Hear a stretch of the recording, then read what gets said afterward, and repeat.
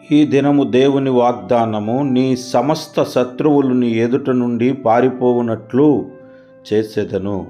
నిర్గమకాండము 23వ అధ్యాయము 27వ వచనము.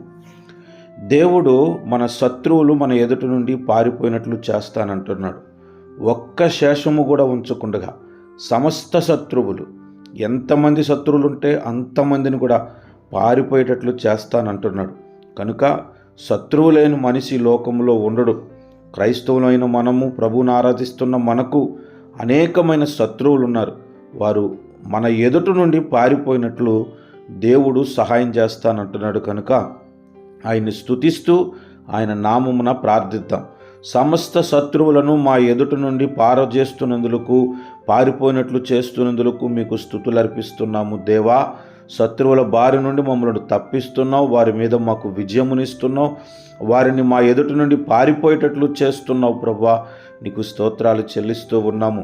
మీ వాక్యం ఎంతైనా నమ్మదగినది, శక్తివంతమైనది, నెరవేర్చగలుగుటకు అయా బలమైనటువంటిది నాయన నీ మాట.